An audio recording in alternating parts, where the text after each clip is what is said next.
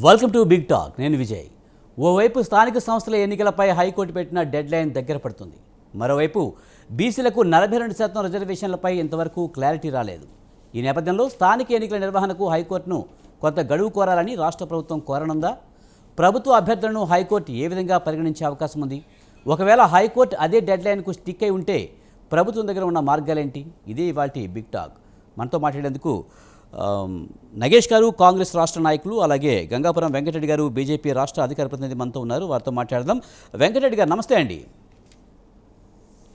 Sir, ఇప్పుడు ఎలా చూడాలి? తెలంగాణలో స్థానిక సంస్థల ఎన్నికల నిర్వహణకైతే హైకోర్టు ఒక డెడ్ లైన్ పెట్టింది, అది దగ్గర పెడుతుంది. కానీ ఇప్పటికీ కూడా ఎన్నికలు నిర్వహించలేని పరిస్థితి. 42% బీసీ రిజర్వేషన్ ఇచ్చే మేము ఎన్నికలకు వెళ్తామని గట్టి పట్టుదలతో కాంగ్రెస్ ప్రభుత్వం ఉన్నట్టుగా తెలుస్తుంది. మరి హైకోర్టును మరింత సమయం కోరే అవకాశం ఉన్నట్టుగా తెలుస్తుంది. ఈ మొత్తం ఎలా చూడాలి సార్? ఇప్పుడు విజయ్ గారు, లైవ్లో ఉన్న మిత్రులు, కాంగ్రెస్ మిత్రులతో సహా మీకు అందరికీ కూడా నమస్తే. ఇప్పుడు మనకు అందరికీ తెలిసినటువంటి గత 6-7 మాసాలుగా కాంగ్రెస్ పార్టీ, రేవంత్ రెడ్డి గారు చెప్తున్నటువంటి అసత్యాలు, ఊహాజనితమైనటువంటి విషయాలు, 42% బీసీ లెక్కింపు అనేటువంటి విషయాల గురించి మనం ఆలోచించడం జరిగినప్పుడు అవి కనుసూపు మేరలో కనపడడం లేదు. ఎందుకంటే ఎన్నికలకు సంబంధించినటువంటి నిబంధన గడువు ఏదైతే హైకోర్టు విధించిందో ఈ నెల ఇంకా ఒక వారం రోజుల లోపల ఎన్నికలు పెట్టాలి. ఇంతవరకు దాని గురించి ఏమీ లేదు. కాబట్టి ఒక ముందు చూపు లేని చట్టపరమైన, న్యాయపరమైన అంశాలను పరిశీలించకుండా రేవంత్ రెడ్డి గారి ప్రభుత్వము తీసుకున్నటువంటి ఒక నిర్ణయం, ఒక రాజకీయ నిర్ణయం అనేటువంటిది ఈ స్థాయికి అసలు గ్రామాలలో పరిపాలన అస్తవ్యస్తం అయిపోయింది. గ్రామ పంచాయతీలు పనిచేసే పరిస్థితి లేదు. కేంద్ర ప్రభుత్వం నుంచి రావాల్సినటువంటి వచ్చేదే కేంద్ర ప్రభుత్వం నుంచి 180 కోట్ల రూపాయలు నెలకు ఇప్పటి వరకు ఒక 3,000 కోట్ల వరకు నష్టం జరుగుతున్నటువంటి పరిస్థితి మనకు కనపడుతున్నటువంటిది. భారతీయ జనతా పార్టీ బీసీలకు 42% ఉన్నట్టుగా వాళ్ళకు అమలు కావాలని చెప్పి కోరుకుంటున్నది. దాంట్లో ఏం సందేహం లేదు. మేము వ్యతిరేకం కాదు. అసెంబ్లీలో బిల్లు పాస్కు మేము మద్దతు ఇచ్చాం. ఆ బిల్లు పాస్ చేసినప్పుడు వాళ్ళకు ఉండేటువంటి కాంగ్రెస్ ప్రభుత్వానికి ఉండేటువంటి ఆలోచన ఏ రకంగా ముందుకు తీసుకుపోతారు అనేటువంటిది ఎక్కడ కూడా స్పష్టత ఇవ్వలేదు. ఈ బీసీలకు సంబంధించిన లెక్కింపు అనేటువంటిది హడావుడిగా, ఆలోచన లేకుండా, సైంటిఫిక్గా కాకుండా ఇష్టం వచ్చినట్టు చేయడం జరిగినటువంటిది. ఎందుకంటే తమిళనాడు కేసులో విజయ్ గారు 9th షెడ్యూల్లో ఇంక్లూడ్ చేసినప్పుడు హైకోర్టు, సుప్రీంకోర్టు పాస్ చేసినటువంటి విషయాల గురించి మనం కొంత ఆలోచించాలి. సుప్రీంకోర్టు ఆ రోజు చెప్పింది ఏంటంటే, ఒక ఇండిపెండెంట్ జ్యుడిషియరీ పద్ధతిలో ఉండేటువంటి డెడికేటెడ్ కమిషన్ ఏర్పాటు చేయాలా. ఆ కమిషన్ సేకరించినటువంటి సమాచారమే ముఖ్యం, కానీ ప్రభుత్వం తన డిపార్ట్మెంట్ల ద్వారా సేకరించినటువంటిది కాదు. ఇక్కడ తెలంగాణ దురదృష్టవశాత్తు ప్లానింగ్ డిపార్ట్మెంట్ ద్వారా సేకరించినటువంటి దాన్ని తీసుకొచ్చి ఏంటంటే అక్కడికి ముందు హైకోర్టు చెప్పిన తర్వాత ఆ పని చేసినారు. వాళ్ళకు ఒక ఆలోచన ఏముందంటే నవ్వొస్తుంది.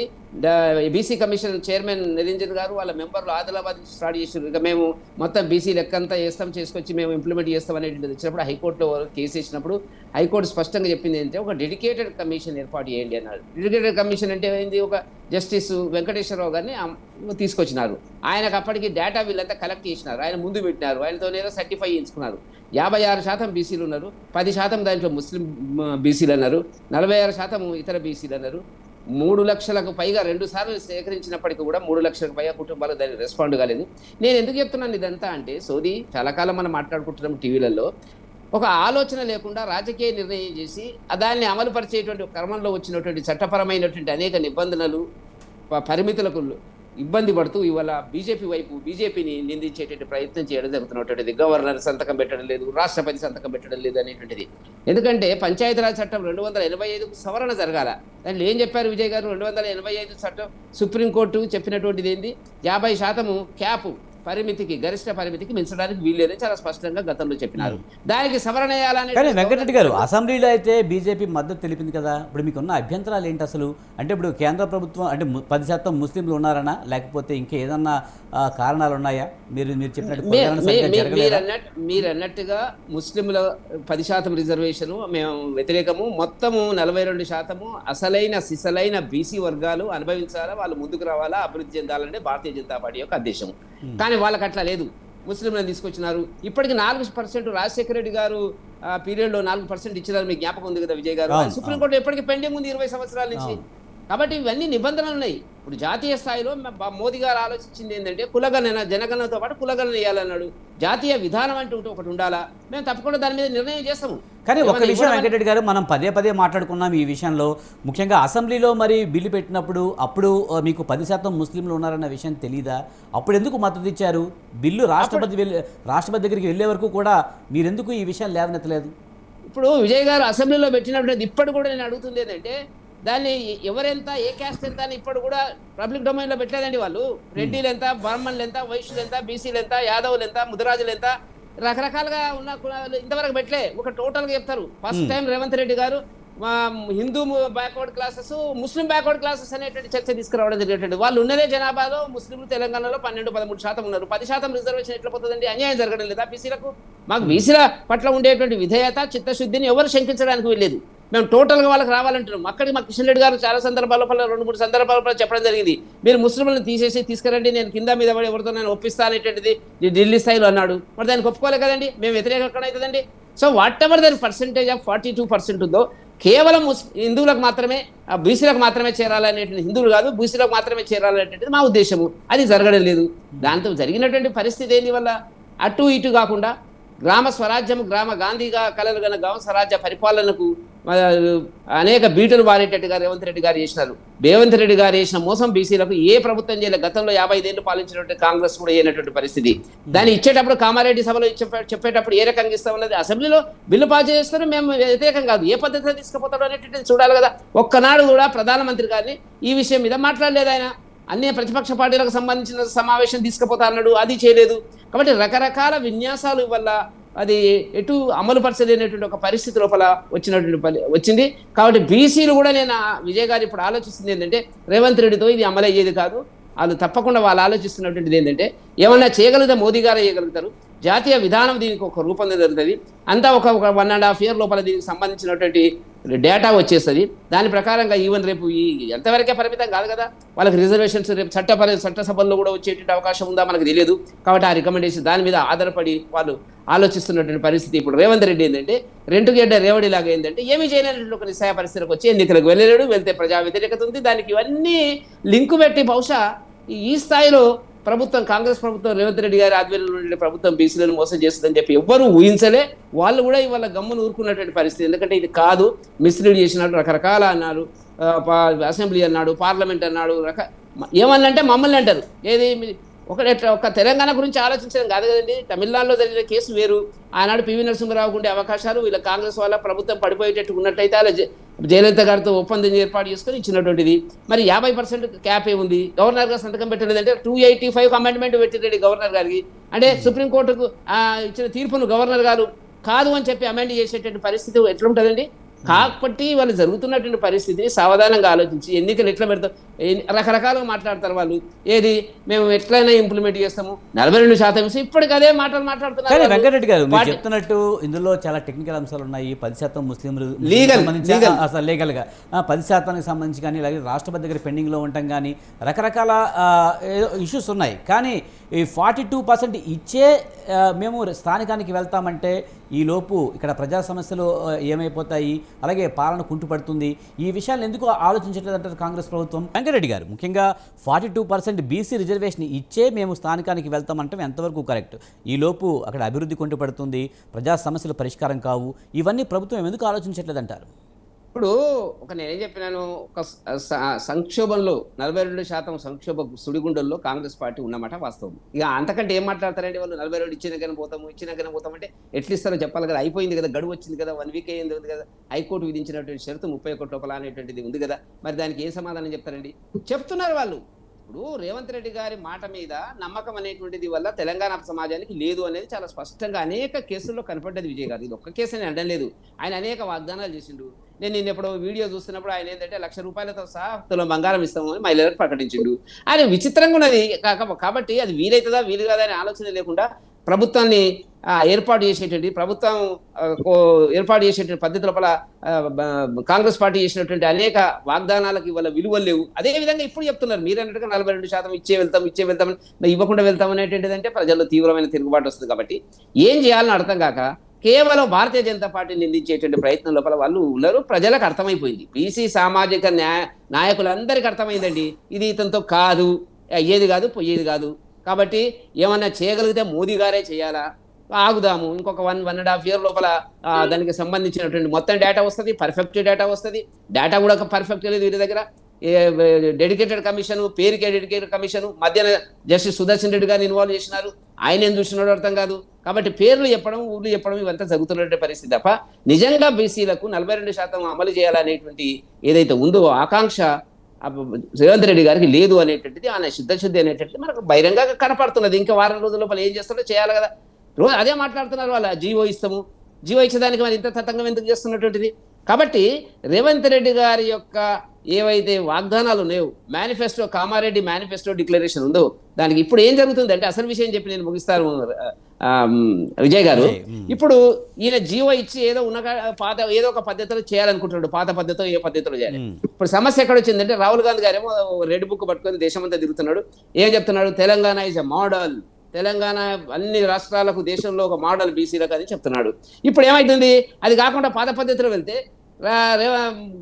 అన్ని రకాలుగా ఇప్పుడు వాళ్ళు నేను చూసినాను, ఎక్కడ బీహార్లో పెద్ద పెద్ద అడ్వర్టైజ్మెంట్ ఇచ్చినారు, ఇక్కడి డబ్బు తీసుకెళ్లి, ప్రభుత్వ డబ్బు తీసుకెళ్లి అక్కడ అడ్వర్టైజ్ చేసి మేము 42% ఇచ్చినామని చెప్పినారు. ఇప్పుడు రాహుల్ గాంధీ గారి మాట, అనేక మాటలు వెనికిపోయినటువంటి సందర్భం లోపల ఇది కూడా వెనికిపోయే పరిస్థితి వస్తుంది. కాబట్టి రాహుల్ గాంధీ గారు చెప్పినటువంటి దానికి ఏ రకంగా దాన్ని సర్దుకోవాలనేటువంటి ఒక రకమైనటువంటి మీమాంసలో వాళ్ళు ఉన్నారు ఇవాళ, నాకున్న సమాచారం అది. కాబట్టి అందుకనే ఏం చేయాలని అర్థం కాక కిందికి మీదికి రోజు ఏదో డిస్కషన్ చేస్తున్నారు, వెళ్ళిపోతున్నారు. ఇది కాబట్టి గ్రామాల్లో ఉండేటువంటి పంచాయతీరాజ్ వ్యవస్థను భ్రష్టు పట్టించినటువంటి క్రెడిట్ ఎవరికైనా దక్కుతుంది కాంగ్రెస్, గత కాంగ్రెస్ కంటే కూడా ఇప్పుడున్న కాంగ్రెస్ లో రేవంత్ రెడ్డి గారికి దక్కుతుంది అని చెప్పి నా అభిప్రాయం. రైట్, మనతో పాటు గౌతమ్ ప్రసాద్ గారు, బీఆర్ఎస్ రాష్ట్ర నాయకులు కూడా ఉన్నారు. ముందుగా నగేష్ గారి దగ్గరికి వెళ్దాం, కాంగ్రెస్ నాయకులు. నగేష్ గారు నమస్తే అండి. సార్, ఎలా చూస్తారు తెలంగాణలో స్థానిక సంస్థల ఎన్నికలు మరింత లేట్ అయ్యేలా కనిపిస్తుంది, హైకోర్టు గడువుకైతే ప్రభుత్వం సిద్ధమవుతున్నట్టుగా తెలుస్తుంది, ఎలా చూడాలి? మేము నోటిఫికేషన్ ఇవ్వాలని దాని ప్రాసెస్గా పని జరుగుతుంది. ఇప్పుడు అన్నగారు మాట్లాడినట్టు, బీజేపీ అన్నగారు మాట్లాడిన దాన్నే బేస్ చేసుకొని మాట్లాడదాం. మనం అసత్యాలు మాట్లాడుతున్నారు అన్నట్టు ఓ నింద మా మీద వేశారు. లాస్ట్ 100 years నుంచి ఈ కాంగ్రెస్ పార్టీ పుట్టినప్పటి నుంచి సత్య హింస అన్న ఫిలాసఫీలో మేమే పనిచేస్తున్నాం అన్నది ఇప్పుడు కాంట్రడిక్ట్గా, మాటలు కాదు చేతలు కూడా ఉండాలన్నది చూపించాలి. దేశం ఎంత సుభిక్షంగా ఉండాలన్న ఐడియాలజీలో ఈ కాంగ్రెస్ పాలించిందో, అది ఇప్పుడు ఇస్రో నుంచి డిఆర్డిఓ వరకు అది హిస్టరీ. ఆ డ్యామ్ నుంచి ఏది నాగార్జున సాగర్, శ్రీరామ్ సాగర్ ఇవన్నీ కట్టింది కాంగ్రెస్ పార్టీ. ఇవన్నీ పక్కన పెడితే ఇప్పుడు టు ద పాయింట్ రావాలి అనుకుంటే అసత్యాలకి కేర్ ఆఫ్ అడ్రస్ ఎవరండి? బీజేపీ. ఎట్లా చెప్పనా, ఫస్ట్ ఈ డిబేట్ స్టార్ట్ అయ్యే ముందు మనం దేశ ప్రజలకి కొంచెం కంగ్రాచులేషన్ చెప్దాం. ఈరోజు Gabbar Singh tax, GST tax ఏదైతే ఉందో రిఫార్మ్ జరిగింది. 5% నుంచి 18%లో కొన్ని సేవింగ్స్ జరుగుతున్నాయి. మిడిల్ క్లాస్ ఫ్యామిలీస్కి చాలా ఉపయోగం ఉంటుంది. ఇదే జిఎస్టీ గురించి last 10 years back Rahul Gandhi, ఇదే కాంగ్రెస్ పార్టీ వద్దు బాబో ఇది మిడిల్ క్లాస్కి చాలా బర్డన్ అంటే ఏమన్నారు, లేదు ఇదే కరెక్టు, ఇది చాలా సూపర్ ట్యాక్స్ అని తీసుకొచ్చారు వీళ్ళు పార్లమెంట్లో. ఈరోజు మళ్ళీ 9 ఏళ్ళ తర్వాత రీఫార్మ్ పెట్టిర్రు. అదే రాహుల్ గాంధీ దీనికి క్రిటిసిజం చేసింది. అదే రాహుల్ గాంధీ ఇన్సైడ్ ట్రేడింగ్ జరుగుతుంది, అదానీ అంబానీకి సెంట్రలైజ్ ఇన్కమ్ ఎక్కువైపోతుంది, దేశంలో పేదరికం పెరిగిపోతుంది, అన్ఎంప్లాయ్మెంట్ పెరిగిపోతుంది అని ఎప్పటి నుంచో చెప్తున్నారు. ఒక్కొక్కటి దేశం ముందు, దేశ ప్రజల ముందు వాస్తవాలు వస్తాయి. ఏదండి సత్యం? అవాస్తవాలు చెప్పింది ఎవరు? ఇప్పుడు చూడండి, 42% ఏమో సర్వేని బేస్ చేసుకొని కాంగ్రెస్ పార్టీ వాలంటరీగా కమిట్ చేసుకుంది ఇక్కడ తెలంగాణ ప్రజలకి. దాని దిశగా నిన్న రామకృష్ణ గారు, మన చీఫ్ సెక్రటరీ గారు, ఆయన గారు ఆర్డర్స్ పాస్ చేశారు. వీడియో కాన్ఫరెన్స్ జరిగింది డిస్ట్రిక్ట్ లెవెల్ కలెక్టర్స్తో. ఎందుకు? రిజర్వేషన్ని ప్రక్రియని ఫైనలైజ్ చేయడానికి. అది 23rd రాష్ట్ర ప్రజల ముందు పెట్టబోతున్నారు. ఇది ఫ్యాక్ట్, మీరు చూడండి. ఏది ఎస్సీ ఎస్టీ స్కీము 2011 పాపులేషన్ని బేస్ చేసుకొని చేస్తున్నారు. ఈవెన్ ఫీమేల్ రిజర్వేషన్ని కూడా అందులో ఇంబైబ్ చేస్తున్నారు. 42% ఏమో ఈ సర్వే, రాష్ట్ర సర్వే ఏదైతే ఉందో దాన్ని బేస్ చేసుకొని చేస్తున్నారు. అన్నగారు ఏమన్నారు ఇందాక, 11-12% ఉన్న బీసీ సోదరులు అంటే ముస్లిం సమాజానికి ఏంటి 10% ఇస్తున్నారు, ఏంది అసలు ఏ రకంగా రిజర్వేషన్ ఇస్తున్నారు ముస్లిం సమాజానికి అన్నట్టు అన్నారు. అంటే వాళ్ళు చాలా చిత్తశుద్ధిగా ఉన్నారు ముస్లిం సమాజానికి మెరుగు చేయడానికి. అంటే మాకు ముస్లిం సమాజం కావచ్చు, లేకపోతే నాయి సమాజం కావచ్చు, ఏ నాయి బ్రాహ్మణ యాదవ ఏ సమాజం, ముద్రా సమాజం కావచ్చు, మాకు కావాల్సింది ఏంది? జిత్ని ఆబాదీ ఉత్ని హక్ అంటున్నాం. ఇదే పాపులేషన్ రేషియో ఎంత ఉందో వాళ్ళకి అంత బేసిస్ రిజర్వేషన్ కావాలని. అంటే ఇక్కడ 12% ఒకవేళ వాళ్ళ ప్రకారమే, వాళ్ళ అనాలిసిస్ ప్రకారం 12% పాపులేషన్ ఉన్న తెలంగాణ ముస్లిం సోదరులకి 12% రావద్దా అండి? రావాలిగా. వాళ్ళ హక్కు కదా అది, రైట్? దేశ రాజ్యాంగం ప్రొవైడ్ చేస్తున్న హక్కే కదా. మీరు దేశం మొత్తంలో ఇంప్లిమెంట్ చేయకుండా లాస్ట్ 10-12 ఇయర్స్లో సెన్సస్ చేయకుండా మీరు దేశ ప్రజల్ని మబ్బి చేసుకుంటా, మీరు డిమానిటైజేషన్ నుంచి కోవిడ్లో కూడా ఎంఎస్ఎంఈస్లు ఎన్ని క్లోజ్ అయ్యాయి, మీరు ఏం నగేష్ గారు, ఏదేమైనా చేశారు? ఇప్పుడైతే కొన్ని కారణాల వల్ల అయితే లేట్ అవుతూ ఉంది ఏంటండి? స్థానికానికి 42% బీసీ రిజర్వేషన్ ఇవ్వడానికి. సార్, 40 కానీ స్థానిక సంస్థల ఎన్నికల నిర్వహణ అత్యవసరం. ఎందుకంటే స్థానికంగా ఉన్న ప్రజా సమస్యలు కానీ అవి కానీ చెప్పుకోవాలంటే వాళ్ళకి స్థానిక ప్రజాప్రతినిధులకే చెప్పుకోగలుగుతారు. అధికారులు అంటే అంత చొరవగా వెళ్ళి చెప్పుకోలేని పరిస్థితి ఉంటుంది. మరి ఇలాంటి టైంలో చాలా లేట్ అవుతున్న క్రమంలో కేంద్రం నుంచి వచ్చే నిధులు కూడా రాని పరిస్థితుల్లో నిర్వహించాల్సిన అవసరం ఉంది కదా. 2 సంవత్సరాలు అవుతుంది, ఇప్పటికీ నిర్వహించలేకపోవడం ఒక ఫెయిల్యూర్ కాదంటారా? 100% కాదండి. కొత్త ప్రభుత్వం ఏర్పడినప్పుడు ఏది ఆర్థిక భారం చూసుకోవాలి, మేము ప్రజా పరిపాలన అన్న కోణంలో వచ్చినప్పుడు ఇందులో below poverty lines good governance అనేది ప్రతి ఒక్క హౌస్ హోల్డ్కి టచ్ అవ్వాలన్న కోణంలో మేము పనిచేస్తున్నప్పుడు ఆర్థికంగా వీక్ అయిన తెలంగాణని ఎంత అప్రాక్సిమేట్లీ ల్యాక్స్ ఆఫ్ 70,000 నుంచి ఎంతో అప్రాక్సిమేట్లీ మనం లోన్ రీపేమెంట్ చేస్తున్నాము. కాళేశ్వరంకు ఇది there are money misuse of money అయినప్పుడు ప్రభుత్వ కాల పరిమితి 5 సంవత్సరాలు. 5 సంవత్సరాలు 2 సంవత్సరాలు ఆల్రెడీ అయిపోయినాయి. ఇంకెప్పుడు నిర్వహిస్తారు? నెక్స్ట్ ప్రభుత్వం మీద రావచ్చు, రాకపోవచ్చు. విజయ్ గారు 100% పర్ఫార్మెన్స్ని బేస్ చేసుకొని మా రిపోర్ట్ కార్డ్ ఈ రాష్ట్ర ప్రజల ముందు పెడతాము. వాస్తవానికి మేము చిత్తశుద్ధిగా తెలంగాణ నవ నిర్మాణం కోసమే ఉంది కాంగ్రెస్ ప్రభుత్వం, ఇక్కడ రేవంత్ రెడ్డి గారి నాయకత్వం అని మేము ప్రజల ముందు పెడతాము. అది ప్రజలు నిర్ణయించుకుంటారు. కానీ ఇక్కడ అవాస్తాలు చెప్పి మాటలు గారడీ చేస్తున్న బీజేపీ సోదరులకు, బీఆర్ఎస్ సోదరులకు కూడా గుణపాఠం అదే ప్రజలు చెప్తారు. కాకపోతే ఈ పంచాయతీరాజ్ ఇన్స్టిట్యూషన్ ఎలక్షన్ ఏదైతే ఉందో, ఇందాక అన్నగారు అన్నట్టు ఈ దేశానికి మహాత్మా గాంధీ కాదు, రాజీవ్ గాంధీ గారు 73rd 74th అమెండ్మెంట్లో దాని కాన్స్టిట్యూషనల్ స్టేటస్ ఇచ్చి ఈ దేశ ప్రజలకి పార్టిసిపేషన్ తీసుకున్నారు. ఏది పవర్ షేరింగ్లో డీసెంట్రలైజేషన్ ఆఫ్ పవర్ జరిగింది. దాంట్లో కాంగ్రెస్ పార్టీ ఆ చట్టం తీసుకొచ్చి కాన్స్టిట్యూషనల్ స్టేటస్ ఇచ్చింది కూడా ఇదే కాంగ్రెస్ పార్టీ. నేనేమంటున్నాను, ఇక్కడ సమయానికి తగ్గట్టు నడకేయాలి, రైట్? రేవంత్ రెడ్డి గారు డైరెక్ట్ ఎమ్మెల్యే నుంచి చీఫ్ మినిస్టర్ అయ్యారు. కాంగ్రెస్ పార్టీలో ఇంటర్నల్ డెమోక్రసీ చాలా ఎక్కువ. ప్రతి ఒక్కరిని మెయిన్ స్ట్రీమ్ డెవలప్మెంట్లో తీసుకురావాలి, ప్రతి ఒక్కరిని తోడుకు తీసుకోవాలన్న కోణంలో డిలే అవ్వచ్చు. కానీ కోర్ట్ ఆర్డర్కి ముందే ఇస్తున్నారు కదా. 23rd ఫైనలైజ్గా గవర్నమెంట్ ఆర్డర్ వస్తుంది, ఈ రాష్ట్ర ప్రజల ముందు ఉంటారు. కానీ ఇక్కడ అవాస్తాలు చెప్పట్లేదు కదా ఏది, రైట్? యథాతథిగా మా ఇంట్రెస్ట్ ఏందండి, తెలంగాణ ప్రజలకు న్యాయం జరగాలి. ఆర్థికంగా మేము నీళ్లు, నిధులు, నియామకాలని పోరాడి సాధించుకున్న తెలంగాణలో అన్ని న్యాయం సుభిక్షంగా ఉండాలి కదా. ఒక్క ఫ్యామిలీ రూల్ లాగా నడిచిన లాస్ట్ 10 yearsకి కొమ్ములు కాసింది ఎవరు? ఇదే బీజేపీ పార్టీ. సెంట్రల్లో లిక్కర్ స్కామ్లో ఈరోజు ఫ్రీ ఉండడానికి రీజన్ ఎవరు? ఇదే బీజేపీ పార్టీ. మరి మీరు చెప్తున్నారు ఇప్పుడు 42% రిజర్వేషన్ ఇచ్చే మేము వెళ్తామని చెప్తున్నారు. సరే, ఇప్పుడు ఇంకా లేట్ అయ్యే అవకాశాలే కనిపిస్తున్నాయి. మరి ఇంతకంటే లేట్ అవ్వడం కంటే కూడా మీరు పార్టీ పరంగా 42% బీసీ రిజర్వేషన్ ఇచ్చి వెళ్తామని చెప్పారు కదా, మరి పార్టీ పరంగా ఇచ్చి వెళ్ళొచ్చు కదా. గురుగారు, విజయ్ గారు, ఇక్కడ చూడండి, రేపటిలోగా రిజర్వేషన్లు ఖరారు, వివరాలు బహిర్గతం చేయొద్దు, సిఎస్ రామకృష్ణ గారు. ఇది news paper, 22nd news paper ఈనాడులో ఉంది. అంటే ఎవ్రీథింగ్ టైం లేగా. 30 వరకు మాకు టైం ఉంది కదా. ఈరోజు 22nd, రేపు 23rd కల్లా మీ ప్రజల ముందు గవర్నమెంట్ ఆర్డర్ వచ్చేస్తుంది. ఇంకేం చేయాలి? 30 వరకు మీకు టైం ఉంది అంటే కోర్టు మీరు ఆలస్యం చేయడం వల్ల ఇచ్చిన గడువు అది. ఇప్పటికైనా పెట్టండి, 30 లోపు పెట్టండి అని గడువు. ఈ గడువుని మీరు బేస్ చేసుకుంటున్నారు. కానీ ఇప్పుడు మరీ టైం కోరితే ఇంకో టైం వస్తుంది సార్. ఫస్ట్ రిజర్వేషన్ అనేది ఖరారు అవ్వాలి. ఇంకో టైం కోర్టుకి కోరుతూ ఒకవేళ బెస్ట్ ప్రాసెసింగ్. ఇక్కడ పంచాయతీరాజ్ ఇన్స్టిట్యూషన్ అంటే 1 డేలో యాక్టివిటీ కాదండి. తెలంగాణ రాష్ట్రంలో ప్రతి ఒక్క ప్రజానికానికి అందులో పార్టిసిపేషన్ చేసుకోవాలంటే 1 అవర్లో 1 వీక్లో జరిగే ప్రాసెస్ కాదు ఇది, రైట్? దీనికి చాలా బ్లూ ప్రింట్ వేసుకోవాలి, ఓ స్ట్రాటజికల్గా ముందడుగు వేయాలి. ఒకసారి ప్రాసెస్ పడ్డ తర్వాత మళ్ళీ రివర్స్ ఉండొద్దు. So government is doing complete fair and clean process and చాలా ఏబుల్ క్యాబినెట్ మినిస్ట్రీ ఉంది, క్యాబినెట్ ఉంది ఈ రాష్ట్రంలో, రేవంత్ రెడ్డి గారి నాయకత్వం ఉంది, అది 100% ఎగ్జిక్యూట్ అవుతుంది.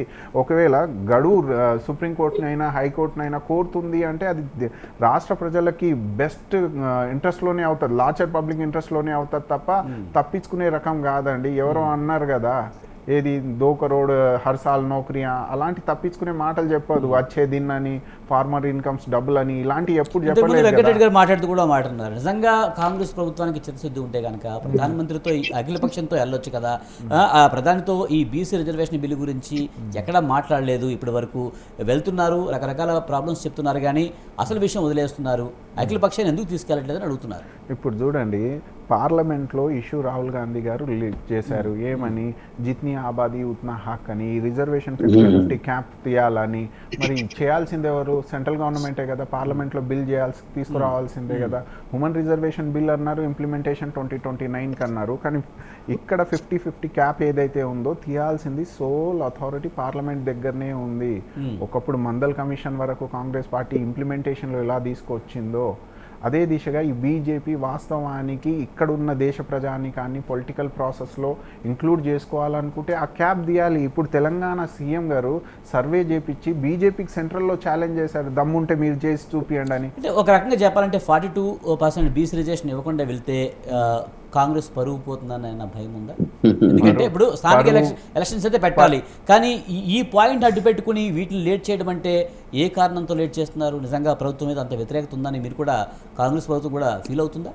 వ్యతిరేకత అవేం లేదండి, అది ఊహాగణం. బీజేపీ బీఆర్ఎస్ సోదరులకు అది ఉండడానికి, మెయిన్ స్ట్రీమ్లో పాలిటిక్స్లో ఉండడానికి అది ఒక స్టేట్మెంట్. కానీ ఇక్కడ విషయం ఏంటంటే అండి, 42% అనేది దేశ చరిత్రలో ఎక్కడ లేని దిశగా కాంగ్రెస్ ప్రభుత్వం, కాంగ్రెస్ గవర్నమెంట్ డిసిషన్ తీసుకుంది. మేము వాలంటరీగా పార్టీలో 42% బీసీకి రిప్రజెంటేషన్ ఇస్తాము అని. దమ్ముంటే ఇప్పుడు బీజేపీ గవర్నమెంట్కి సెంట్రల్లో దేశ లెవెల్లో ఇవ్వమని చెప్పండి 42% రిజర్వేషన్. అదే మీరు ఎక్కడ ఉన్నారండి, ఏ లోకంలో ఉన్నారు? సెన్సెసే జరగలేదు, 2011 సెన్సెస్ ఇంతవరకు జరగలేదు. ఏ విధంగా వీళ్ళు వాళ్ళు చెప్పే ఒక ఇష్యూ ఏంటంటే 10% ముస్లింలకు ఇవ్వడం మేము వ్యతిరేకిస్తున్నామని చెప్తున్నారు, మతపరమైన రిజర్వేషన్లకి మేము వ్యతిరేకమని క్లియర్గా చెప్పేస్తున్నారు. మరి మీరు మతపరమైన రిజర్వేషన్లో 10% తీసేసి ఛాన్స్ ఉందా? బీసీల లెక్కను కూడా తక్కువ చెప్పారని చెప్తున్నారు. సార్ మీరు ఫస్ట్ క్లారిటీ పెట్టుకోండి, మతపరమైన రిజర్వేషన్ కాదు, community based reservation, caste based reservation. Muslim brotherhood ఎంత పాపులేషన్ ఉందో అంత పాపులేషన్ పర్సంటేజ్ రిజర్వేషన్లో రిఫ్లెక్ట్ అవ్వాలన్నదే మా తాపత్రయ. ఇంకోటి విషయం, ఇప్పుడు సెంట్రలైజ్ పవర్లో ఇంతవరకు ప్రెస్ మీట్ ఇయని ప్రైమ్ మినిస్టర్, మీకు అనిపిస్తుందా పవర్ షేర్ చేసుకుంటారు జనాల నుంచి అని? వెంకటరెడ్డి అన్న అయితే నవ్వుతాడు, ఇవన్నీ అర్థమయ్యేటోళ్ళకే అర్థమవుతుంది. సార్ విజయ్ గారు మీరు ఒప్పుకుంటారా? సెంట్రలైజ్డ్ పవర్ అయి ఉన్న మోడీ అన్న మనిషికి పవర్ షేరింగ్ అనేది అలవాటు ఉంటుందా?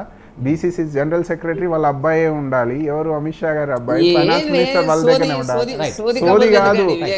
ఇక్కడ కాంగ్రెస్ ప్రభుత్వం విజయ్ గారు ఫస్ట్ రాజస్థాన్ లో ఈ దేశ ప్రజలకి పంచాయత్ రాజ్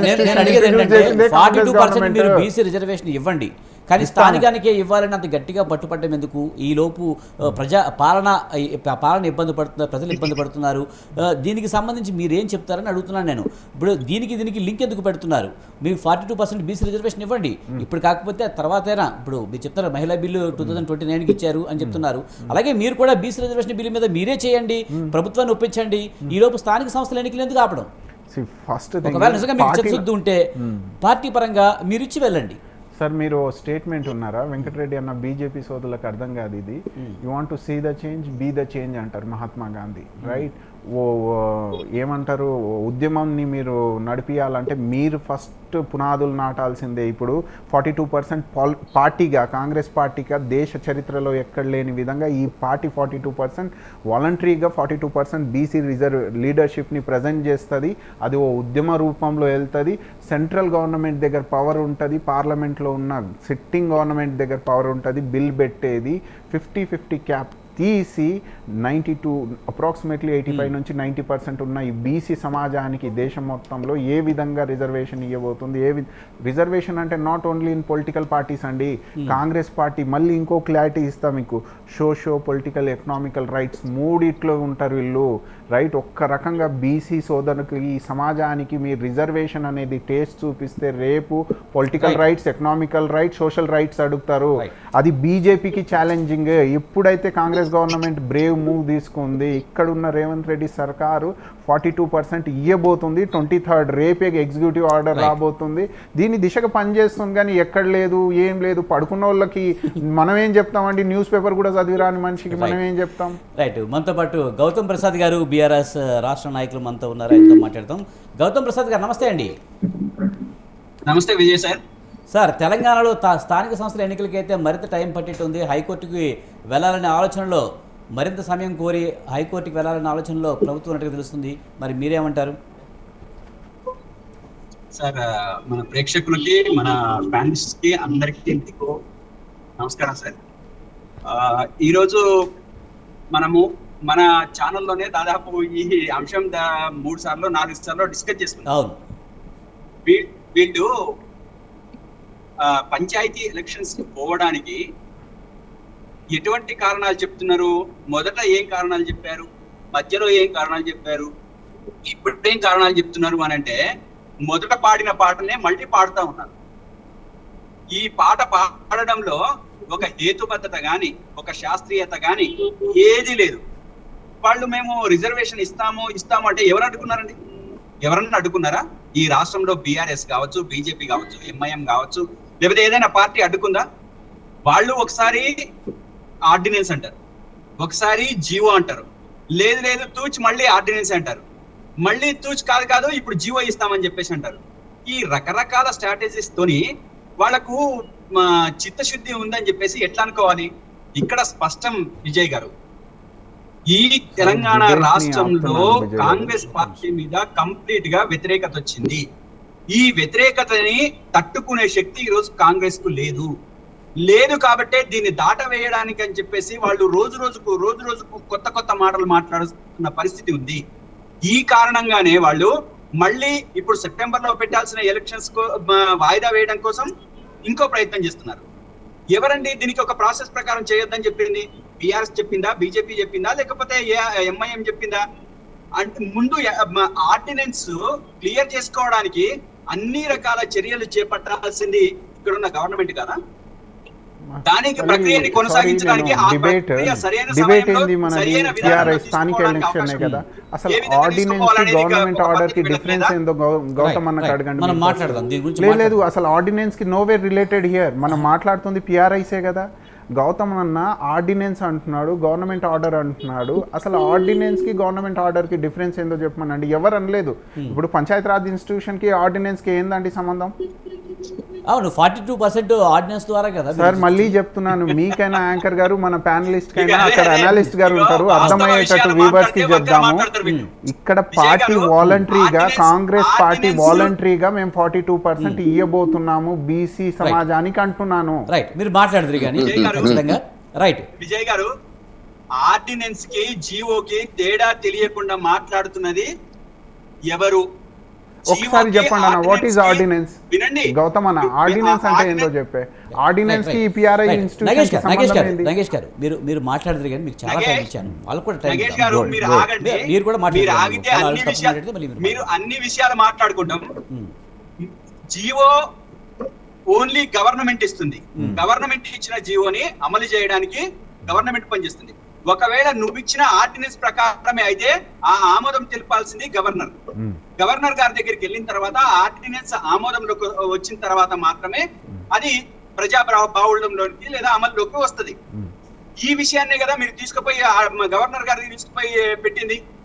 ఒకవేళ మీరు జీవోనే పాస్ చేసే ఉంటే గవర్నర్ దగ్గరికి వెళ్ళాల్సిన అవసరం లేదు కదా. ఈ విషయాల్ని అర్థం చేసుకోకుండా గవర్నర్ మీరు తీసుకెళ్లి గవర్నర్ దగ్గర పెట్టారు. ఈ సమస్య లేదా అని చెప్పేసి అది సెంట్రల్ గవర్నమెంట్ దగ్గరికి లేదా సెంట్రల్ గవర్నమెంట్ దగ్గరికి గవర్నర్ గారు పంపించారు. ఈ మాత్రం లాజిక్ కూడా మీరు అర్థం చేసుకోకుండా ఈ రోజు టీవీ ముందు కూర్చొని మాట్లాడితే కాంగ్రెస్ వాళ్ళు ఏమనాలి? ఏం మాట్లాడాలి? అదేవిధంగా మీకు ఎవరన్నారు అసలు రిజర్వేషన్ ఇవ్వద్దని చెప్పేసి ఈ కాంగ్రెస్ పార్టీకి ఎవరన్నా అన్నారా? మీరు మీ పార్టీ పరంగా ఇస్తారని చెప్పేసి ఒకసారి మాట్లాడతారు, పార్టీ పరంగా కాదు లేదు రాజ్యాంగ పరంగానే ఇస్తామని ఇంకోసారి మాట్లాడతారు, లేదు జీవో ఇచ్చి మా పార్టీ ప్రకారం జీవో ఇచ్చి అమలు చేస్తామని ఇంకో రకంగా మాట్లాడతారు. ఇవన్నీ వాస్తవాలు కాదా? మీరు మాట్లాడింది కాదా? మళ్ళా కొత్తగా ఎందుకు బొంకుతున్నారు? బొంకే మాటలు ఎందుకు? విజయ్ గారు, వీళ్ళ దగ్గర సరుకు లేదు, వాస్తవంగా అమలు చేయడానికి వీళ్ళకి చిత్తశుద్ధి లేదు, వీళ్ళతోనే ఊదు కాలదు పీరు లేవదు, వీళ్ళు ఆ విషయాల పట్ల మాట్లాడదామని చెప్పేసి అని అంటే వీళ్ళ దగ్గర సరుకు లేదు. ఏ విషయాలు మాట్లాడడానికి కూడా ఒక బేస్ లేని పరిస్థితి కాంగ్రెస్ పార్టీది. ఆ బేస్ లేని కారణంగానే వంకర టింకర మాట్లాడడానికి ప్రయత్నం చేస్తారండి. ఇంకా దాంట్లో వేరే విషయాలు లేవు. మీరు ఇందాక ఒక ప్రశ్న వేశారు, అవునండి మీరు రిజర్వేషన్ ఇస్తానన్నారు, మరి కాలం గడుస్తా ఉండి ఈ కాలం గడుస్తున్నప్పుడు ఇప్పటికే 2 సంవత్సరాలు అవుతుంది. ఈ కాలం గడుస్తున్న సమయాన్ని ఎవరు భరిస్తారు, ఎవరు పూరిస్తారు? ఇది నష్టమే కదా ప్రజలకి అని చెప్పేసానంటే కాంగ్రెస్ పార్టీ నాయకుడు ఇస్తున్న సమాధానం ఏంటి? లేదు ఇది సోషియో ఎకనామిక్ గా మేము అరే సోషియో ఎకనామిక్ గా ఒకసారి మీ దాంట్లో కాకపోవచ్చు, మీరు ఆర్డర్ ఇచ్చిన తర్వాత అది నెక్స్ట్ దానికన్నా ఉపయోగపడచ్చు. కానీ ఇప్పుడు మొత్తం గ్రామ వ్యవస్థనంతా కూడా పడుకోబెడుతున్నావు కదా, పరిపాలన వ్యవస్థనంతా పడుకోబెడుతున్నావు కదా. 2 సంవత్సరాలు అయిపోయింది, గ్రామాలలో సర్పంచ్లు లేరు, ఎంపీటీసీలు లేరు, జెడ్పీటీసీలు లేరు, జెడ్పీ చైర్మన్లు లేరు, పరిపాలన అంతా పడుకుంటే ఈ రోజు మీరు కబుర్లు చెప్పడానికి టీవీల ముందుకు లేకపోతే పేపర్ల ముందుకు వస్తారా? ఒకవైపు మనం పరిపాలన చేయడానికి వచ్చినామా లేకపోతే దీన్ని కాలయాపన చేయడానికి వచ్చినామా? మీకు ఎవరు పెట్టొద్దన్నారు ఎలక్షన్స్? ఇప్పుడు వాస్తవ విషయాల్ని మీరు లెక్కలోకి తీసుకోకుండా విజయ్ గారు, వీళ్ళు అవాస్తవాలు ప్రజల ముందు పెట్టడానికి, ఏదో ప్రజలకు ఏదో నష్టం జరుగుతుందని చెప్పేసి మాట్లాడడానికి ఒక ప్రయత్నం చేస్తున్నారు తప్ప, ఈ రిజర్వేషన్స్ వీళ్ళు ఒక వేసిపోతే నెక్స్ట్ తరం తప్పనిసరిగా అమలు చేయడానికి అవకాశం ఉంటది. కానీ ఒకటి గౌతమ్ ప్రసాద్ గారు, మీరు చెప్తున్న ఓకే, కానీ గతంలో 10 సంవత్సరాలు బీఆర్ఎస్ పాలన ఉంది, కానీ బీసీలకు న్యాయం చేయాలన్న ఆలోచన ఎందుకు రాలేదు? ఇప్పుడు మేము చేస్తుంటే ఎందుకు అడ్డుపడుతున్నారని చెప్పి ఇప్పుడు కాంగ్రెస్ వాళ్ళు అడుగుతున్నారు. గతంలో మీరు 50%కి మించి రిజర్వేషన్ ఉండకూడదు అనే ఒక చట్టాన్ని తీసుకురాబట్టే ఇప్పుడు ఈ ప్రాబ్లమ్స్ అన్ని స్టార్ట్ అయ్యాయి. గతంలో మీరు 33% ఉన్న బీసీ రిజర్వేషన్ని 28 తీసుకొచ్చిన ఘనత మీదే అని అంటున్నారు. మరి దానికేం చెప్తారు? విజయ్ గారు, ఫస్ట్ రిజర్వేషన్ సిస్టమ్ ని అర్థం చేసుకోనంత కాలము ఇగో ఇటువంటి అవాస్తవాల్ని అబద్ధాలని ప్రజలకు చెప్పడానికి వీళ్ళు కాంగ్రెస్ వాళ్ళు ముందుంటారు. ఎందుకనంటే ఆ రోజు మేము 61.8% అనుకుంటాను, 7-8% అనుకుంటాను, ఇది చట్టపరంగా అమలు చేయడానికి మేము ప్రయత్నం చేస్తే, మేము ఆర్డర్ తీసుకోవడానికి ప్రయత్నం చేస్తే, ఇదే కాంగ్రెస్ పార్టీ కాంగ్రెస్ సర్పంచ్లతోని, అది మహేశ్వరంకి సంబంధించిన సర్పంచ్ ఒక ఆమె స్వప్నారెడ్డి, ఇంకొకరు రాజేందర్ రెడ్డి ఏదో పేరుంది, వీళ్ళిద్దరితోనే కోర్టులో కేసు వేయించి దాన్ని ఆపివేయించారు. అయితే కోర్టు ఏం చెప్పింది? మీరు 50% మించి తీసుకెళ్లడానికి వీల్లేదు అని చెప్పేసి అని అన్నది. అంటే అప్పటికే 27% అమల్లో ఉంది కాబట్టి ఇంకా మీరు తీసుకోవడానికి అవకాశం ఓన్లీ 23% ఉంది తప్ప అంతకు మించి చేయడానికి లేదని చెప్పేసి కోర్టు చెప్పింది. ఈ కోర్టు ఆర్డర్స్ ప్రకారమే మళ్ళీ మేము వెనక్కి తగ్గాల్సి వచ్చింది. అంతే తప్ప మేము 61% ఇద్దామని చెప్పేసి అనుకుంటే దానికి మోకాలడ్డి ఇష్టం వచ్చినట్టు చేసింది కాంగ్రెస్ పార్టీ. ఈ విషయాన్ని స్పష్టంగా మీరు గత తీర్పుని చదవండి. మా సమయంలో వచ్చింది, మేము పెట్టింది, కేసీఆర్ గారే స్వయంగా ప్రెస్ మీట్ లో మేము 61% ఇస్తానన్న ఆర్డర్స్ తో సహా తను చెప్పారు. దానికి మోకాలడ్డింది వీళ్ళు. ఈ ఒక విషయం. ఇంకా రెండో విషయము, మేమున్న సమయంలో ఎందుకు అమలు చేయలేదని చెప్పేసి అనంటే, ఆ రోజు మేము మేనిఫెస్టోలో పెట్టి 42%, 43%, 50% ఇస్తామని చెప్పేసి మేము హామీ ఇవ్వలేదు. వీళ్ళు కామారెడ్డి సాక్షిగా, ఆ డిక్లరేషన్ సాక్షిగా, వాళ్ళ మేనిఫెస్టో సాక్షిగా 42%కి ఇచ్చిన తర్వాత మాత్రమే మేము ఎలక్షన్స్ కి వెళ్తాము స్థానిక ఎన్నికలకు అని చెప్పేసి చాలా స్పష్టంగా వాళ్ళు చెప్పారు. చెప్పిన తర్వాత మాత్రమే ఆ హామీని అమలు చేయమని చెప్పేసి ప్రజల దగ్గర నుంచి వస్తున్న డిమాండ్. ఆ డిమాండ్ ని అమలు చేయడం కోసము మల్లాగుల్లాలు పడుతూ, కుస్తీలు పడుతూ, అబద్ధాలు చెప్తూ, ప్రజలకు సైడ్ ట్రాక్ చేస్తూ, లేదా డైవర్షన్ పాలిటిక్స్ చేస్తూ ముందుకెళ్తున్నది ఎవరండి? కాంగ్రెస్ పార్టీ. ఈ రోజు నువ్వు సక్రమంగా ఒక పద్ధతి ప్రకారంగా వెళ్ళి ఉంటే సెంట్రల్ గవర్నమెంట్ ఎందుకు కాదంటది? దానికి ఒక ప్రాసెస్ మొదలు పెడుతుంది సెంట్రల్ గవర్నమెంట్ కూడా. సెంట్రల్ గవర్నమెంట్ తో కూడా సఖ్యతగా ఉండాలని చెప్పేసి ప్రయత్నం చేస్తున్నారు కదా. ప్రయత్నం చేస్తున్నప్పుడు మీరు ఇందాక ఒక ప్రశ్న చేశారు, అఖిలపక్షం తీసుకుపోవచ్చు కదా అని చెప్పేసి. అఖిలపక్షం ఎందుకు తీసుకుపోవట్లేదండి? అఖిలపక్షం తీసుకెళ్లి ఎందుకు మాట్లాడట్లేదు? ఓకే, ఇది కూడా పోనీయండి విజయ్ గారు, నేను ఇది కూడా మాట్లాడనండి. అఖిలపక్షం వాళ్ళకి తీసుకెళ్లాలని ఉద్దేశం ఉందో లేదో పక్కన పెట్టండి. ఆనాడు తెలంగాణ రాష్ట్రాన్ని సాధించడం కోసం ఒకే ఒక్క పార్టీ ముందుగా స్పందించి ఉద్యమంలో దిగింది, ముందుగా బీఆర్ఎస్ పార్టీ. ఆ తర్వాత అన్ని పార్టీలు కలిసి వచ్చినాయి. ఆ కలిసి వచ్చే సమయంలో మేము రాజ్యాంగబద్ధంగా ఈ డిమాండ్ ని సాధించే సందర్భంలో రాజీనామాలే పరిష్కారము, మార్గము, దాంతో రాజకీయ ఒత్తిడి చేస్తామని చెప్పేసి మా ఎమ్మెల్యేలు ఉంటే ఎమ్మెల్యేలు, ఎంపీలు ఉంటే ఎంపీలతోని రాజీనామా చేయించి అది సాధించడానికి తీవ్రమైన కృషి చేసి దాంట్లో సక్సెస్ అయ్యాం. కానీ ఈ రోజు 100 మందికి పైగా ఉన్న కాంగ్రెస్ ఎంపీలు ఇదే రిజర్వేషన్ కోసం ఎందుకు రాజీనామా చేయట్లేదు? ఎందుకు మాట్లాడట్లేదు? నిన్నగాక మొన్న జరిగిన పార్లమెంట్ లో వాళ్ళు ఎందుకు క్వశ్చన్ చేయలేదు? ప్రభుత్వం ముందుకు ఎందుకు రాలేరు? మా సెంట్రల్ గవర్నమెంట్ తో సఖ్యతగా ఉండి, పార్లమెంట్ లో సఖ్యతగా ఉండి వాళ్ళ ముందు ఆ డిమాండ్ ఎందుకు పెట్టలేదు? రాజ్యాంగపరమైన సవరణ చేయడానికి చేయలేదు. ఈ ప్రశ్నలన్నీ వాళ్ళకి వర్తించవా? వాళ్ళు ఏం మాట్లాడడానికి లేదా? ఇప్పటికే 3 సార్లు 4 సార్లు జరిగినాయి కదా సమావేశాలు. ఈ రోజు మొన్న జరిగిన సమావేశాల్లో కూడా అంతకు ముందే హాట్ టాపిక్ గా ఉంది కదా రాహుల్ గాంధీ గారు. రైట్, మీ వీడియో స్ట్రక్ అయింది, ఏదో ప్రాబ్లం అవకాశం ఉంది కదా, ఎందుకు క్వశ్చన్ చేయించలేదు? రైట్, గౌతమ్ ప్రసాద్ గారు ఇంకా మాట్లాడదామండి. ఒక ఆప్షన్ గా ఎందుకు ఒక ఆప్షన్ గా విజయ్ గారు, నేను ఒకటే ఫైనల్ గా చెప్తున్నా. ఈ రోజు మొన్న జరిగిన పార్లమెంట్ సమావేశాలలో వీళ్ళ ఎంపీలు ఎందుకు మాట్లాడలేదు? రాహుల్ గాంధీ గారు ఎందుకు మాట్లాడలేదు? లేదా వీళ్ళు మాట్లాడితే బీఆర్ఎస్ కావచ్చు, బీజేపీ కావచ్చు, ఎంఐఎం గానీ సపోర్ట్ ఇవ్వలేదా? వీళ్ళు ఎందుకు రాజీనామాలకో లేకపోతే ఒత్తిడికో లేకపోతే క్వశ్చన్ అవర్ లోనో ఎందుకు లేవలేదు? ఈ సమస్యని ఎందుకు ప్రశ్నించలేదు సెంట్రల్ గవర్నమెంట్ ని? మేము ఒక సత్కార్యాన్ని మేము ప్రజల్లోకి తీసుకెళ్తామంటే మీరు ఎందుకు అడ్డుకుంటున్నారు అని చెప్పేసి సెంట్రల్ గవర్నమెంట్ ని ఎందుకు నిలదీయలేదు? ఇగో ఇవన్నీ కళ్ళబొల్లి మాటలు సార్, విజయ్ సార్, ఇవన్నీ కళ్ళబొల్లి మాటలు, ప్రజలకు మభ్యపెట్టే మాటలు, భ్రమింపజేసే మాటలు.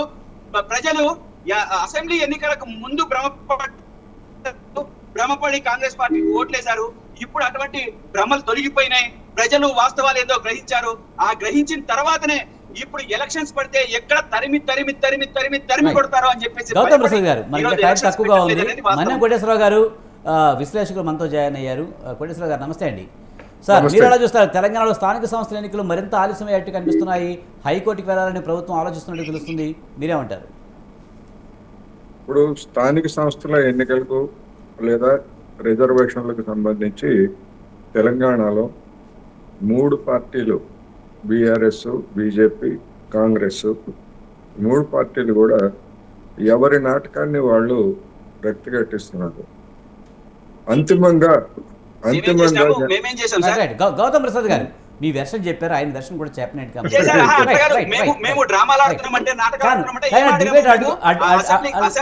నాకు అర్థమైంది. నా ప్రశ్న, మేము అసెంబ్లీలో వీళ్ళకి మద్దతు తెలపలేదా? ఆర్డినెన్స్ కు మద్దతు తెలపలేదా?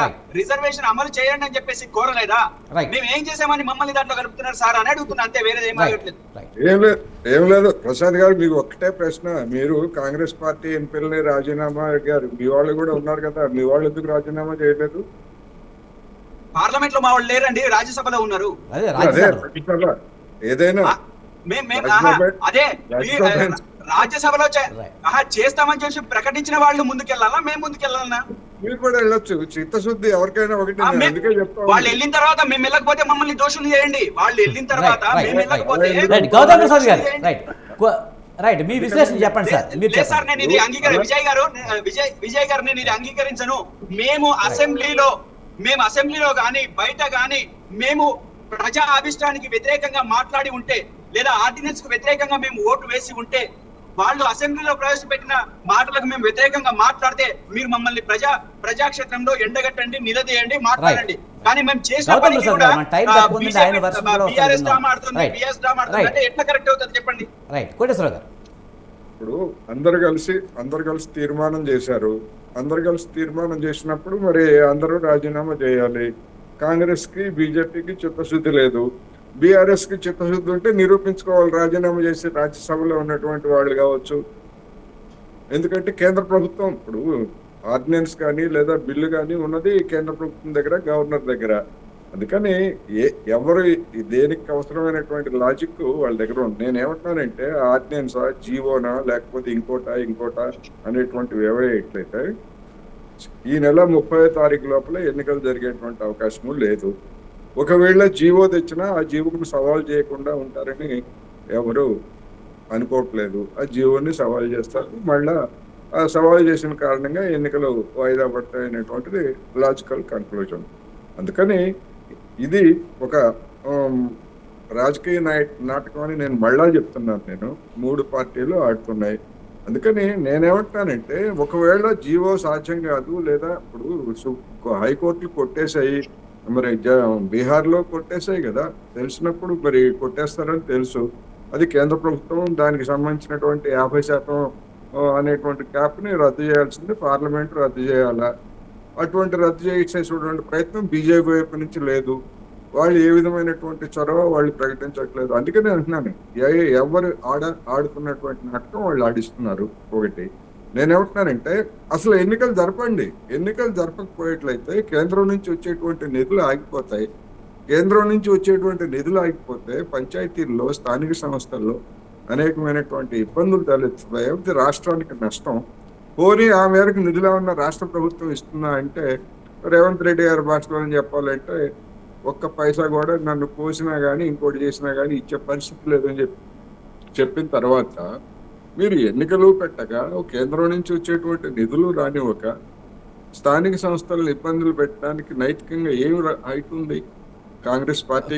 నేను అదే అడిగాను. ముఖ్యంగా 42% బీసీ రిజర్వేషన్కి స్థానికానికి లింక్ పెట్టకుండా, సరే మీరు నిజంగా బీసీ రిజర్వేషన్ ఇచ్చే విషయంలో చిత్తశుద్ధి ఉంటే ఖచ్చితంగా ఇవ్వండి, కానీ స్థానిక సంస్థల ఎన్నికలు జరగకపోతే ఖచ్చితంగా నష్టం జరుగుతుంది అని చెప్తున్నాను. ఇప్పుడు ఎందుకంటే విజయ్ గారు ఇన్ని సంవత్సరాల నుంచి జరిగే నష్టం ఏదో జరిగిపోయింది. ఇది లీగల్ ప్రాసెస్ లో ఉంది కనుక ముందు ఎన్నికలు జరపండి, తర్వాత శాశ్వతంగా పరిష్కారం కోసం చేయండి. కేంద్ర ప్రభుత్వం ఏం చెప్తా ఉంది, బీసీ గణన చేస్తాము, చేసిన తర్వాత మేము మొత్తం అంతా కూడా బీసీలను ఉద్ధరిస్తామని చెప్తున్నారు కదా, ఆ కథ కూడా చూద్దాం. అందుకని చేయాల్సింది చేయండి. 42% ఇవ్వండి. 42% కాకపోతే 50%, 60%, ఏ పార్టీ ఎంత ఇవ్వదలుచుకుంటే స్థానిక సంస్థల్లో వాళ్ళకి ఇవ్వండి. బీసీలకి ఎవరుతున్నారు. కానీ ఎన్నికలు జరపకుండా ఉంటే నష్టం ఎవరికి అంటే స్థానిక సంస్థలకి, తద్వారా జనానికి నష్టం. అందుకని అది అసలైనటువంటి పాయింట్ అనేది నా అభిప్రాయం.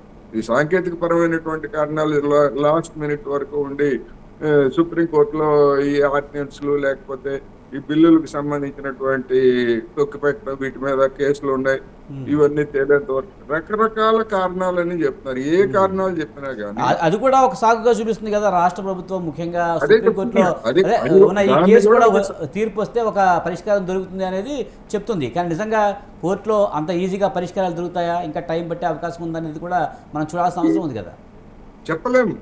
ఇప్పుడు న్యాయ వ్యవస్థ దేనికి ఎంత సమయం తీసుకుంటుందో, దేన్ని ఎంత వేగంగా పరిష్కరిస్తుందో కూడా మనం చెప్పలేము. ఇప్పుడు ఎందుకంటే రాష్ట్రపతికి సంబంధించినటువంటి కీలకమైనటువంటి అంశం అందులో ఉంది. అది గనక రాష్ట్రపతికి కూడా ఈ రూల్ వర్తిస్తుంది అని చెప్పేసి మళ్ళా సుప్రీంకోర్టు మళ్ళా చెప్పేట్లయితే మొత్తం యావత్ బీజేపీ దానికి సంబంధించినటువంటి చాలా డిఫెన్స్ లో పడేటువంటి పరిస్థితి ఉంటుంది. అందుకని ఇవన్నీ కూడా ఏం జరుగుతుంది ఏమిటనేటువంటిది మనం న్యాయ వ్యవస్థని పూర్తిగా నమ్మలేము, అలాగని నమ్మకుండా ఉండలేము. దానికి ఎలాంటి దురుద్దేశాలని నేనైతే ఆపాదించట్లేదు, కానీ ఏం జరుగుతుంది అనేటువంటిది మనం చెప్పలేము. ఏమైనప్పటికీ సెప్టెంబర్ కాకపోతే అక్టోబర్ నెలాఖరులోకైనా ఏదో విధంగా ఎన్నికలు జరపాలి, దానికి చిత్తశుద్ధితోటి పనిచేయాలి అనేది నేను చెప్పదలుచుకున్నాను. కారణాలు ఏమన్నా చెప్పనివ్వండి, ఆర్డినెన్స్ కి, జీవోకి తేడా ఏమిటి, బిల్లుకి తేడా ఏమిటి, సామాన్య జనానికి ఇవన్నీ ఏం పట్టమండి. సామాన్య జనానికి ఎన్నికలు జరిగాయా లేదా, స్థానిక సంస్థల్లో ఎన్నికలు జరిగాయా లేదా, అంతే. రైట్. వెంకటరెడ్డి గారు మీరేమంటారు? ముఖ్యంగా ఏదైనా ఎన్నికలు జరిగాయని మాత్రమే చూస్తారు ప్రజలు, ఈ జీవోలతో ఆర్డినెన్స్తో పని లేదని ఒకటైతే ముఖ్యంగా ఇంకా సాగదీతే కనిపిస్తూ ఉన్నట్టుగా కనిపిస్తుంది.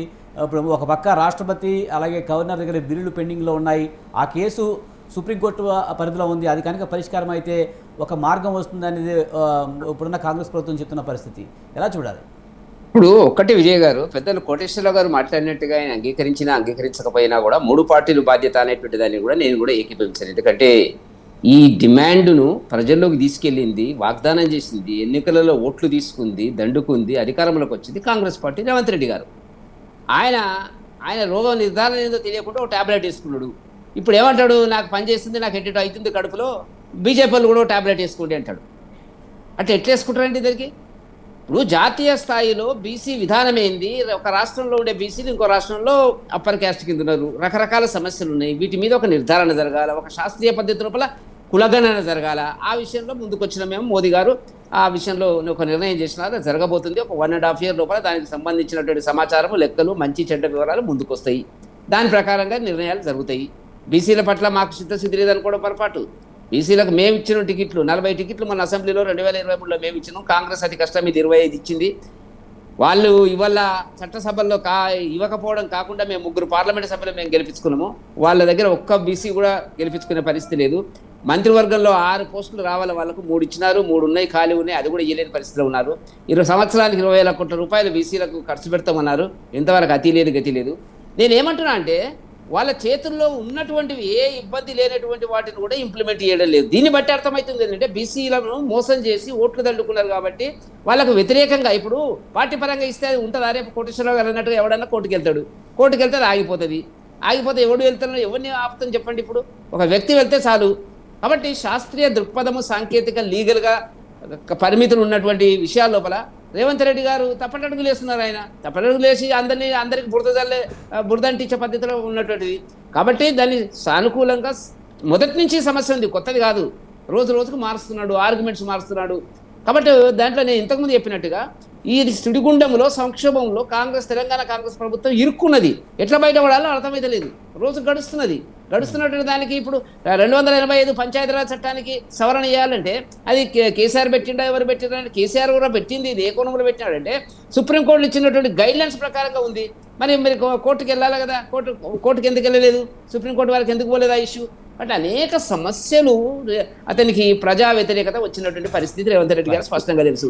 దీన్ని ఎట్లా పోస్ట్పోన్ చేయాలా? బీజేపీనో వాడినో వీళ్ళనో తిట్టుకుంటూ అయిపోతుంది రేటు పద్ధతిలో. కానీ ప్రజలకు అర్థమైంది. కాబట్టి ఈ ప్రభుత్వము మాటల ప్రభుత్వమే తప్ప చేతల ప్రభుత్వం కాదు, చేయిచ్చే ప్రభుత్వము, చేతులు ఎత్తేసిన ప్రభుత్వము, చేతి పార్టీ అనేటువంటిది ప్రజల్లో ఉన్నటువంటి ఒక అభిప్రాయాన్ని నేను మీ దృష్టి ద్వారా ప్రజలకు తీస్తున్నటువంటి సందర్భం. రైట్. నగేష్ గారు, ముఖ్యంగా స్థానిక సంస్థల ఎన్నికలు రిజర్వేషన్లతో, బీసీ రిజర్వేషన్తో ముడిపట్టకుండా వెళ్లాల్సిన అవసరం ఉందని చెప్పి అందరూ కూడా చెప్తున్నారు. ముఖ్యంగా మనం అలా వెళ్తే కనుక మన బీసీ రిజర్వేషన్లు ఇవ్వలేదు, అందుకే దోషిగా నిలబడిపోతామన్న భయం కాంగ్రెస్ ప్రభుత్వానికి ఉన్నట్టుగానే కనిపిస్తుంది. లేదండి, అబ్సల్యూట్లీ రాంగ్. ఒకవేళ కాంగ్రెస్ ప్రభుత్వం అలా భయం ఉంటే 42% అన్న నినాదమే ఎత్తుకోకపోయేది. అక్కడ సెంట్రల్లో రాహుల్ గాంధీ గారు జిత్నీ ఆబాదీ ఉత్నా హక్, ఇక్కడ ప్రోగ్రెసివ్ మైండ్ సెట్ అనేది చాలా అవసరం అండి. When you're into ruling class, ఇప్పుడు ఏ గవర్నమెంట్ అయినా సరే పాలిటిక్స్ ఇవన్నీ పక్కన పెడితే ఓ ప్రోగ్రెసివ్ సొసైటీ మీరు బిల్డ్ చేసుకోవాలనుకున్నప్పుడు పవర్ అనేది డీసెంట్రలైజ్ చేయాలి. దానికి ఎసెన్స్గానే పిఆర్ఎస్ కావచ్చు, బల్వంత్ రాయ్ మెహతా నుంచి అశోక్ మెహతా కమిటీలు కట్టింది కాంగ్రెస్ పార్టీ. ఇది చరిత్ర. కానీ ఇప్పుడు వచ్చేసరికి 42%, మూడింటికి డిఫరెన్స్ చెప్తాను నేను. 42% మా పార్టీ కాంగ్రెస్ పార్టీ 42% సీట్లు ఏది బీసీ సమాజానికి ఇవ్వబోతుంది, బీఫామ్ రూపంలో ఇవ్వబోతుంది. సెకండ్, గవర్నర్కి మేము రిప్రజెంటేషన్ ఎందుకు ఇచ్చాము? ఎందుకంటే ఆయన ఎలాగో ఆర్డినెన్స్ ఇయ్యడు. ఎందుకు? 50% క్యాప్ ఉంది కాబట్టి. ఆ క్యాప్ బ్రేక్ చేయాల్సిన అవసరం ఈ సమాజానికి ఈ సమయంలో ఉంది. అంటే నాట్ ఓన్లీ తెలంగాణ, దేశం మొత్తం బ్రేక్ చేయాల్సిన అవసరం ఉంది. కాబట్టి తెలంగాణలో ఈ ఉద్యమం రూపంలో స్టార్ట్ అవ్వాలన్న కోణంలో ఈ బీజం నాటింది కాంగ్రెస్ గవర్నమెంట్. దానికి మనం అప్రిషియేట్ చేయాలి. బీజేపీ గవర్నమెంట్కి ఛాలెంజ్ అది. సెకండ్, థర్డ్ వచ్చేసరికి జియో డిఫరెన్స్ ఏంది? విజయ్ గారు,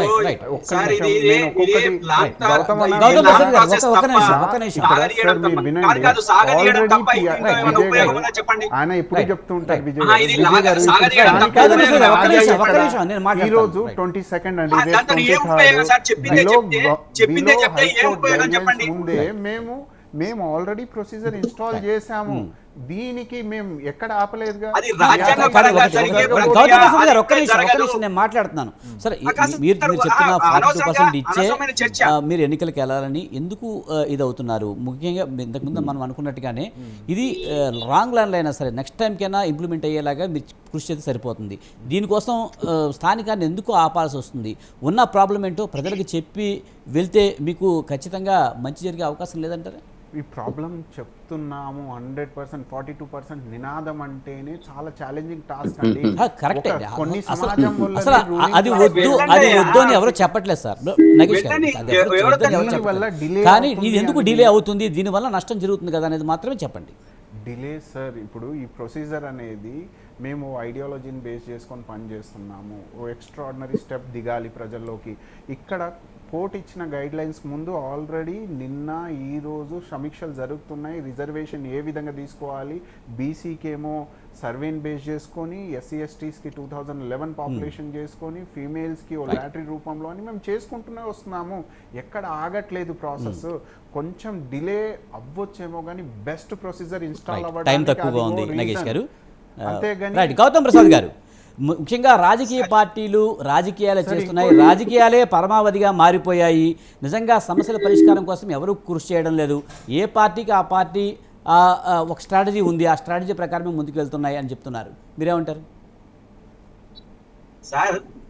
ఇప్పుడు అంటే మైండ్ లో ఉన్న మాటని బయటకు ఏం చెప్తున్నారు అనేది పక్కన పెట్టండి సార్.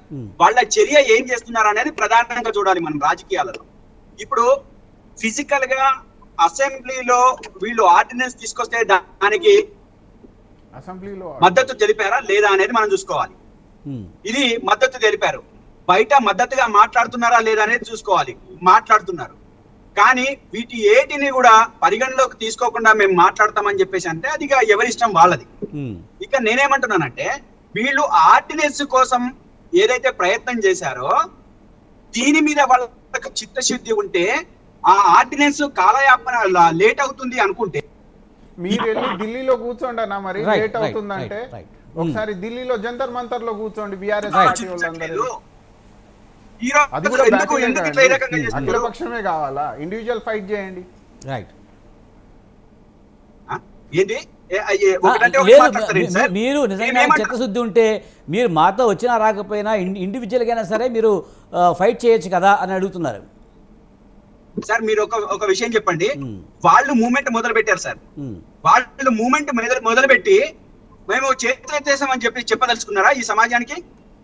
చెప్పమనండి. మేము ఆ రోజు తెలంగాణ కోసం మేము పోరాటం చేస్తే రాజీనామాలు చేసిన తర్వాత అన్నాడు, వినండి, మేము ఆనాడు తెలంగాణ కోసం ఫైట్ చేసినప్పుడు మేము రాజీనామాలు చేసిన తర్వాత కానీ మేము ముందు చేయలేదు. వాళ్ళు మూవ్మెంట్ మొదలు పెట్టి మేం చేయాలి, బీఆర్ఎస్ వాళ్ళు చేయాలని చెప్పేసి అంటే ఏమన్నట్టు? వాళ్ళు చేతులు ఎత్తేస్తారా చెప్పండి? నిజంగా చిత్తశుద్ధి ఉంటే అన్ని పార్టీలు చేయాలి, అన్ని ఎంపీలుగా అన్ని పార్టీల రాజ్యసభ కానీ లోక్సభ కానీ అందరూ రాజీనామా చేస్తే ఒక రకంగా ప్రజలు పెరిగే అవకాశం ఉంటుంది కదా అని కోటేశ్వర గారు అన్నారు.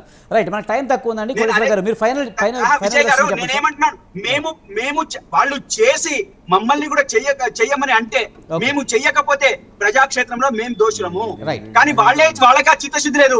వాళ్ళకి పార్లమెంట్ లో వాళ్ళకి బలం ఉంది, రాజ్యసభలో వాళ్ళకి బలం ఉంది. వాళ్ళు చేయకుండా మమ్మల్ని చేయమంటే వాళ్ళు బురద రాసుకొని మమ్మల్ని అందుకే గౌతమ్ ప్రసాద్ గారు, కోటేశ్వరరావు గారు అందుకే అన్నారు, ఎవరి నాటకాలు వాళ్ళు ఆడుతున్నారు, ఎవరి స్ట్రాటజీ వాళ్ళకు ఉందంటూ కూడా కోటేశ్వరరావు గారు అన్న దానికోసమే. ఇప్పుడు నిజంగా ఇండివిజువల్గా ఫైట్ చేయాల్సి వస్తే కనుక మీరు మీ చిత్తశుద్ధి నిరూపించుకోవడం కోసం తెలంగాణ ఉద్యమంలో మీరు మాత్రమే రాజీనామా ఎన్నిసార్లు సందర్భాల్లో చేశారో అలాగే ఒత్తిడి ఎలా పెంచగలిగారో ఇప్పుడు కూడా అలా చేయొచ్చు అనేది అని కోటేశ్వర గారి అభిప్రాయం అయి ఉండొచ్చు. రైట్ సార్, ఫైనల్ దర్శనం చెప్పండి సార్. మన కోటేశ్వర గారు. రైట్, గౌతమ్ ప్రసాద్ గారు, మన టైం అయిపోయిందండి.